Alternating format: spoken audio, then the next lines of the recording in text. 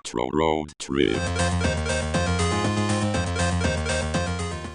tidal wave created by large water-filled dump tanks or a scaled-down model of an ocean liner. Here at Disney MGM Studios, we have our own water tanks and our own mechanical marvel. This pilot house, which is a full-size recreation of a pilot house on an actual tugboat. It also serves as a full-size mock-up of the pilot house on our miniature tugboat, The Misfortune. Speaking of misfortunes, let's meet our two brave volunteers. Hello, sir. Your name is? Randy. Nice to meet you, Randy. You are? Matt. Matt, it was nice knowing you. Step back there with my assistant, step aside and spin the wheel. The wheel of misfortune. Now, once Matt is ready, Randy and I are going to create a storm sequence using heavy-duty mechanical effects. But first, let's check on our skipper. How you doing right there, Matt? Matt, hello. How you doing? Are you enjoying the show? I think you're going to enjoy it a whole lot more if you pull your hood up. Pull those strings really tight. There you go. Now the sequence begins whenever 7 begins rocking the pilot house and simulate motion out on the high seas. To make everything seem a bit more believable, we'll add some rain. And in a moment we'll add wind. And I want all of you to cue the action. When I count to 3, I want all of you to scream out in your loudest voice, "Dump it." And when they yell out, "Dump it," Randy, I want you to push that lever all the way across, okay? Is everyone ready? Here we go. 1, 2, 3, go!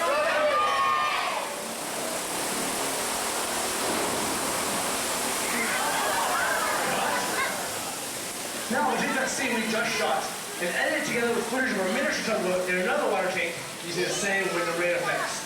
Watch the overhead marshals. We'll show you how miniatures, heavy-duty mechanical effects, and 2 highly trained professionals can come together to create a classic high seas adventure. Where'd you get the measure from?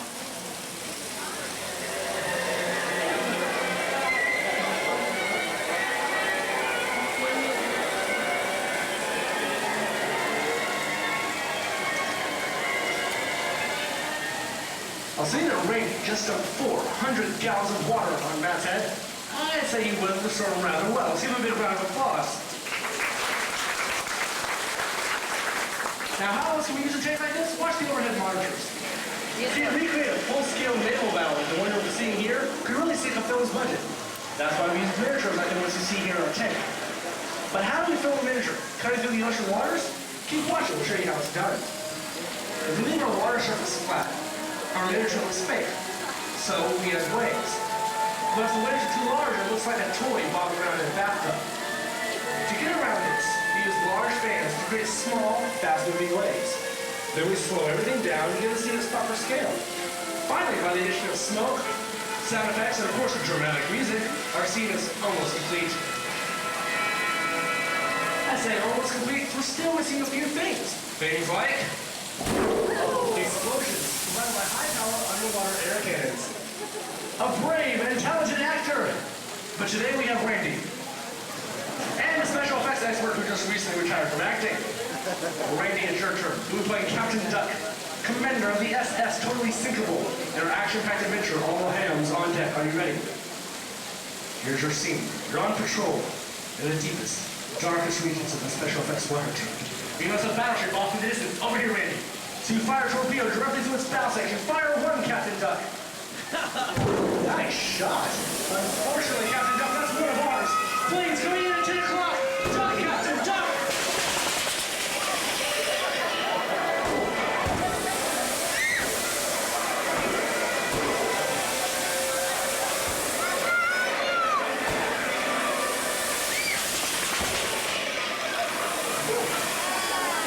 I don't know about you, Captain, but I'm sure I'm glad that's over with.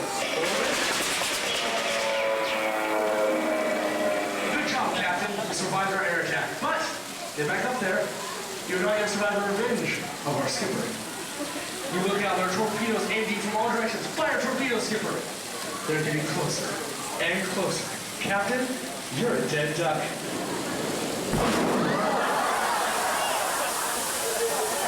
Let's watch Captain Duck's explosive performance get a super slow motion on the overhead monitors.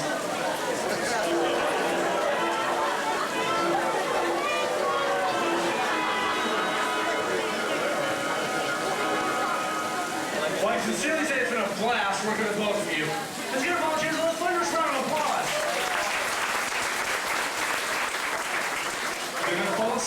and try it off and enjoy your tour again in a moment. Which reminds me, this concludes the first part of the Backlot Tour.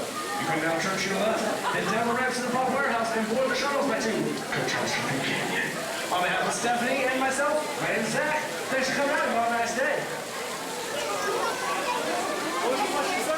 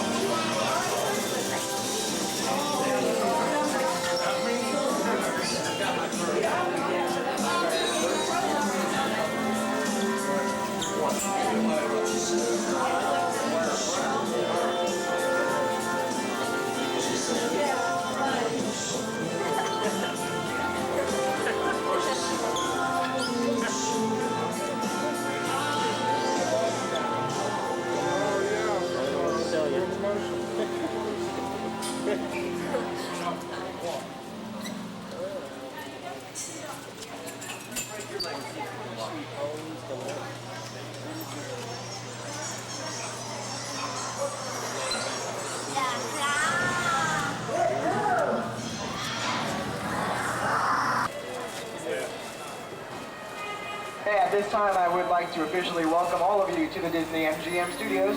We are the Florida counterpart of the Walt Disney Studios, which is located out in Burbank, California. Once again, my name is Craig, but I'm only half the crew up here today. Our driver is the wonderfully talented Marcy. Everyone wave to Marcy and say hi. She's going to be driving us safely through the back lot today. And now, what better way to begin our tour than with the symbol and icon of the Disney MGM Studios. If you look high in the sky towards the front of the shuttle, you'll see our award-winning Earful Tower. It's that big white tower with the blue ears. Now, the design of that tower was based on the one that Walt Disney had built at his Burbank Studios way back in 1939.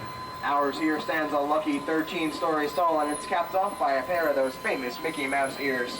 Now folks, each one of those ears does weigh 5,000 pounds, and the 28.5-foot diameter up there translates to a hat size of 342 3/8. Now we do know that because every holiday season, those ears there topped off with a red stocking cap just to celebrate the holidays. Now currently our Earful Tower has been painted blue in celebration of our newest nighttime extravaganza here at the studios, Phantasmic. It's presented nightly at the Hollywood Hills Amphitheater down on Sunset Boulevard. Tonight's show is scheduled for 8 p.m. However, if you would like to see it, we do advise that you arrive no later than 7 o'clock, as it does fill up rather quickly and you want to make sure you get good seats. Now here at the Disney MGM Studios, we are more than just a theme park. We are also a high-tech working production center, complete with sound stages, back lots, state-of-the-art editing facilities, recording studios, and everything else you need to make motion pictures, television, and even live radio shows. Usually out on our back lot, we have a number of productions going on, and today's no different. In one of our large standing sets out on the tour, we have a special effects team that's working on the finale of their upcoming disaster film. If we can get clearance inside their set, we may be able to take you in there just a little bit later. I can't make any promises, but we're going to try and get you out there. Now, coming up on your right-hand side is the first of many props you'll be seeing out on our tour today. If you saw last summer's blockbuster hit Armageddon, you'll recognize this as the Armadillo. It was based after the Sojourner robot from the Mars Pathfinder mission. It sits on a Humvee chassis, has 16 wheels with independent suspension. It's gasoline-powered and it does reach speeds of up to 45 miles an hour.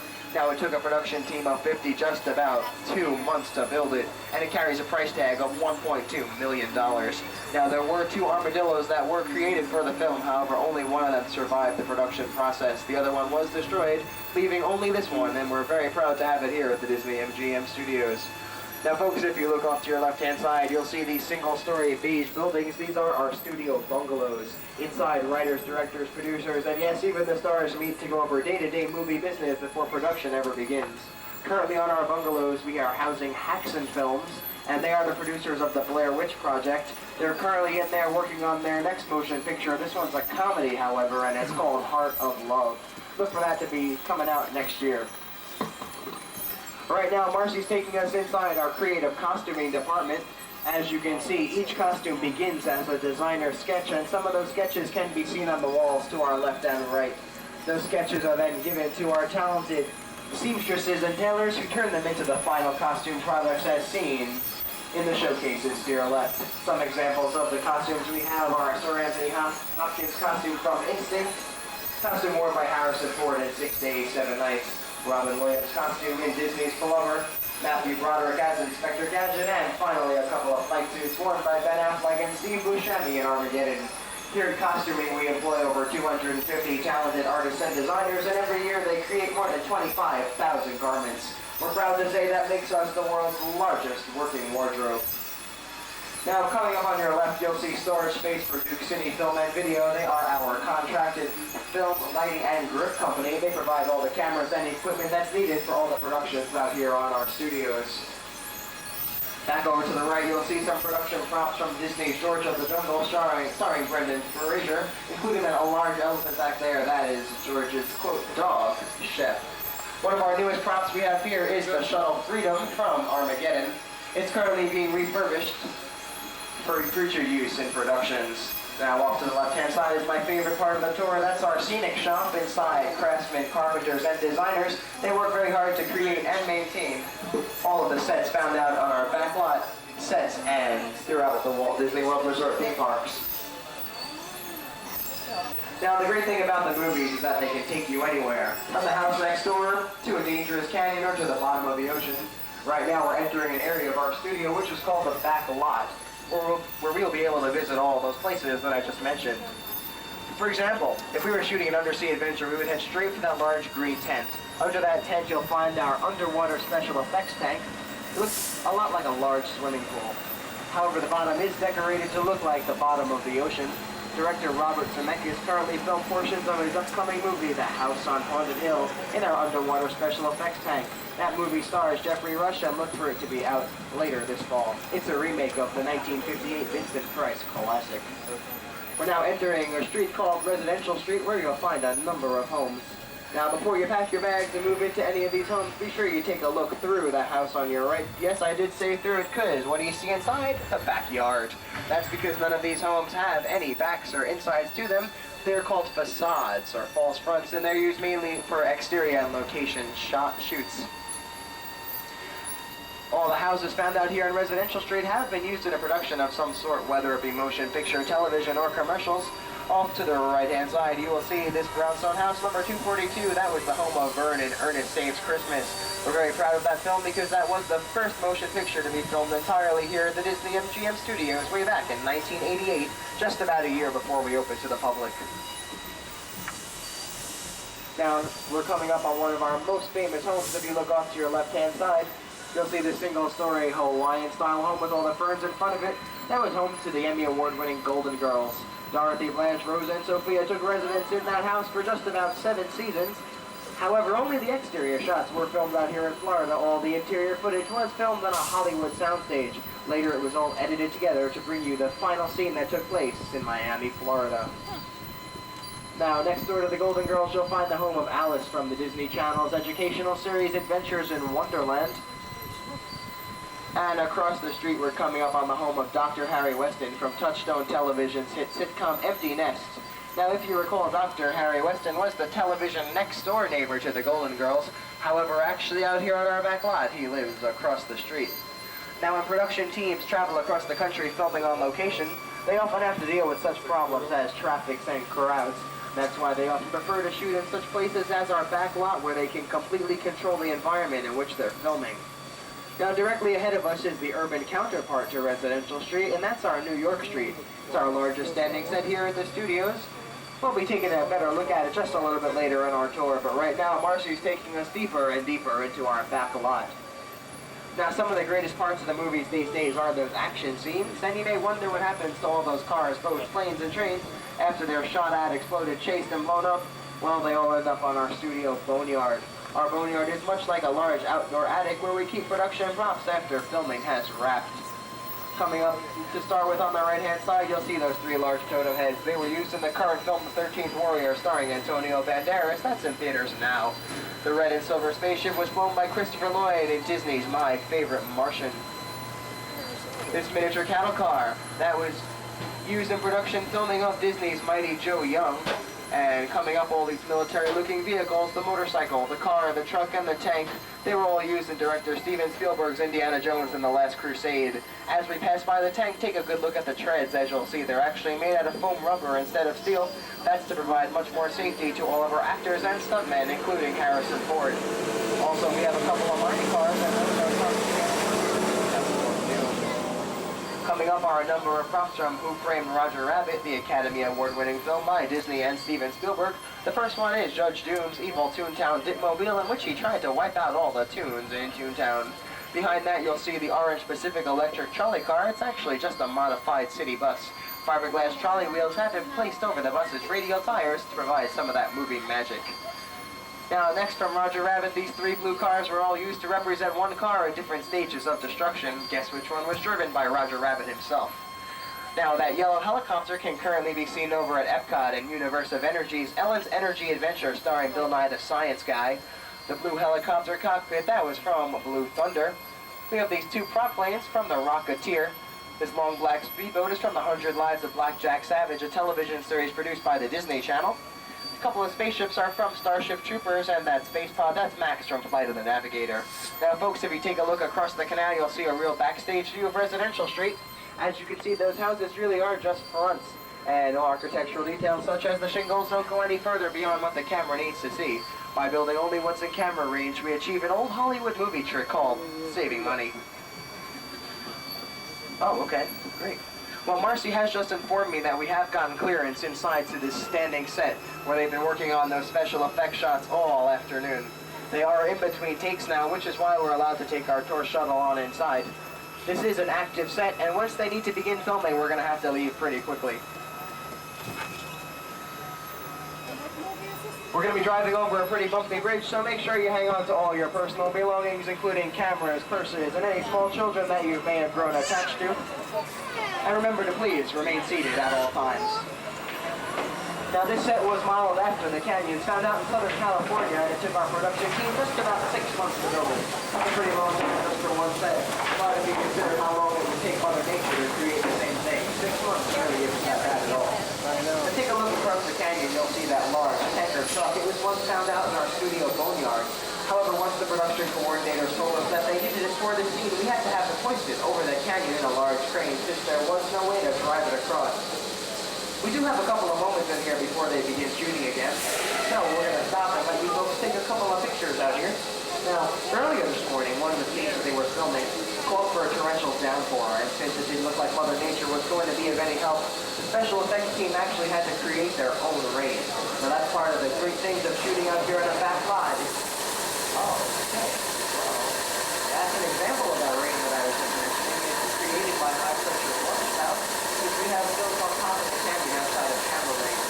Now, mounted on the end of this house, they bring the rain into a crisscross pattern that gives it a more natural effect as it evaporates. Guys, I know you were filming right now. You told us to come on in. We have a tour shuttle here, so come to see what we have to drop on out. Everybody hang on tight. It looks like we're going to be getting to a good scene.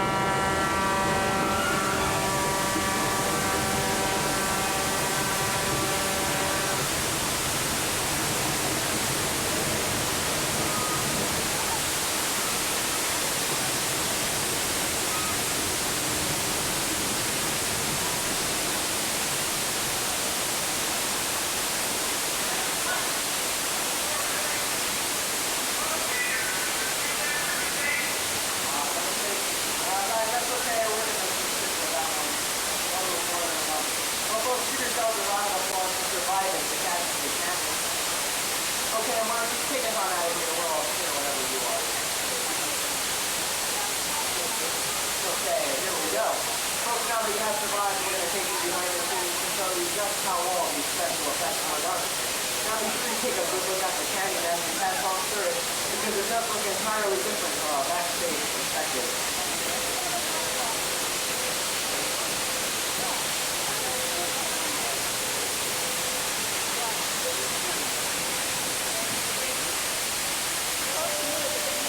Now, as you'll see, the Vatican canyon is actually just a steel structure, which is covered in wire mesh and layers of colored concrete. That concrete is then hand-carved to give the natural appearance of actual rock formation. Those yellow pipes, they carry all the propane that's used for the fires and explosions that you just saw. And the larger pipes, well, they carry all the water that's used for the flash floods.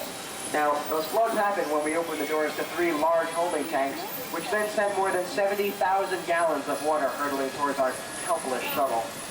For a more disastrous effect, some of that water was sent towards us through high-pressure air cannons, which are so powerful, if we took one to New York City, we could shoot a basketball up and over the Empire State Building. The earthquakes that you felt, now that was created by hydraulic shaker tables located directly underneath the bridge. Catastrophe Canyon was created with the help of a Hollywood special effects team, and what may have seemed like an out-of-control disaster was actually a safe computerized sequence of events.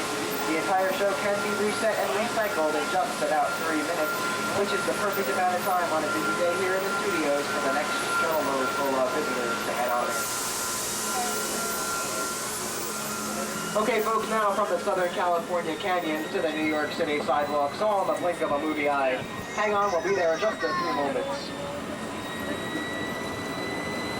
Now beyond these bushes off to your right-hand side, you'll see Walt Disney's personal prop plane that he used to fly all over Central Florida looking for the perfect spot to build the Walt Disney World Resort.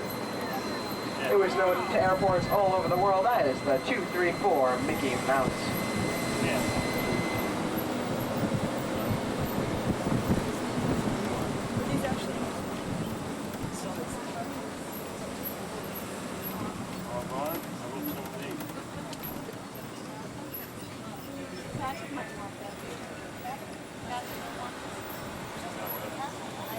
Okay, folks, now as we round the corner, look off to your right, you'll see our Backlot Theater, where inside we present The Hunchback of Notre Dame, a musical adventure. It's a fantastic live stage show based on our 34th animated film. The last show for tonight is at 6:15, so if you'd like to go see it, make sure you make that part of your plans. It's an excellent Broadway-style show. We're now coming up to our New York Street again. Just like Residential Street and Catastrophe Canyon, all these buildings aren't just facades.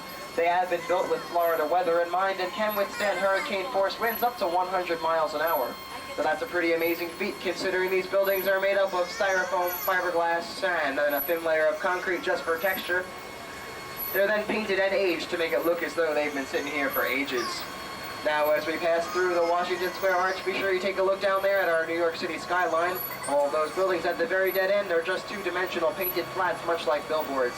They're painted in a style called forced perspective, which makes them appear taller than they actually are. New York City's Empire State Building rises more than 100 stories into the sky. However, ours down here in Florida is just 4 stories tall. Well, folks, we are approaching the end of our shuttle tour. Right now, we invite you inside the American Film Institute Studio Showcase for a look at a show called Creatures of Distinction. Inside, you'll find such props, costumes, and set pieces from creature films as Star Wars, The Dark Crystal, The Nightmare Before Christmas, George of the Jungle, Lost in Space, and many more.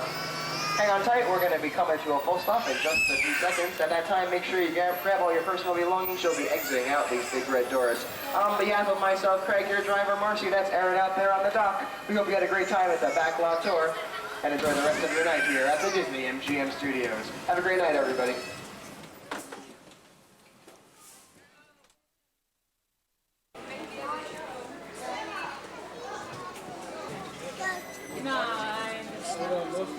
Muffins, where's Daddy? It's right there.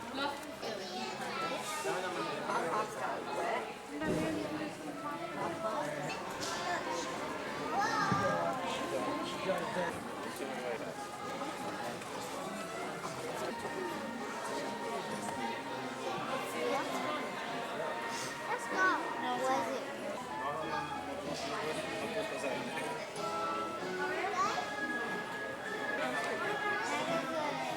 The night before Boogeyman.